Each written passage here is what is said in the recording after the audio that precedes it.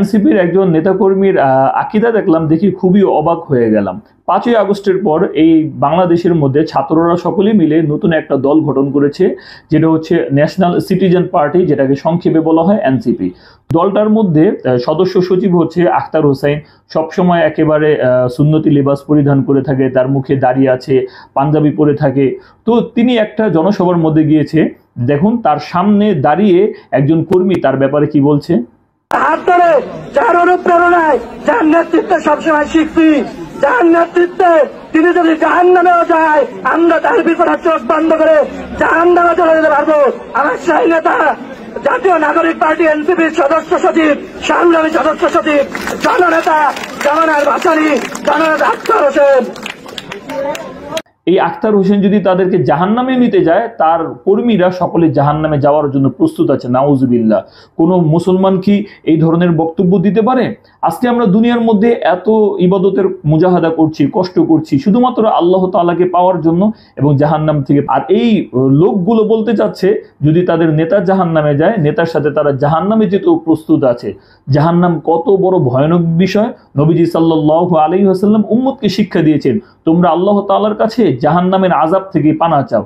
আর এই লোকগুলো জাহান্নামে যাওয়ার জন্য সবসময় প্রস্তুত হয়ে আছে।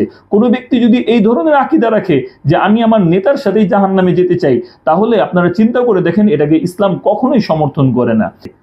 অনেক সময় কর্মীরা আবেগী হয়ে এবং নেতাকে খুশি করার জন্য এই ধরনের বক্তব্য দিয়ে থাকে।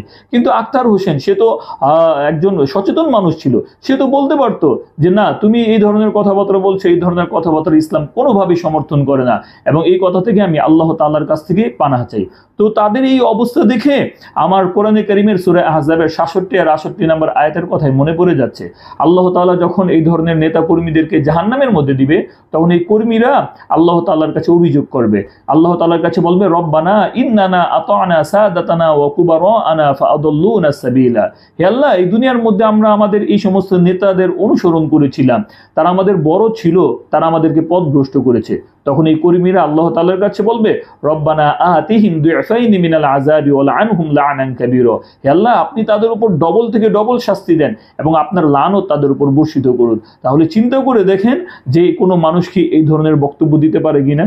আজকে আমরা যেটাই বুঝতে পারলাম, যেই যখন নেতা হয়ে যায় তখন সবাই চায় যে তাকে খুব বেশি সম্মান করা হোক এবং ক্ষমতার ধারে কাছে থাকতে তারা খুব বেশি পছন্দ করে। তো প্রিয় দর্শক, আপনারা এই এনসিপির এই নেতা আর কর্মীর এই ধরনের বক্তব্যটাকে কিভাবে দেখছেন কমেন্টে আমাকে জানাতে পারেন। আপনি কি এই ধরনের বক্তব্যকে সমর্থন করেন কিনা সেটাকেও আমাদেরকে কমেন্টে জানাতে পারেন। সচেতনতার লক্ষ্যে আপনারা ভিডিওটা বেশি করে শেয়ার করুন, যাতে করে তারা সামনে থেকে এই ধরনের বক্তব্য দেওয়া থেকে যেন বিরত থাকে।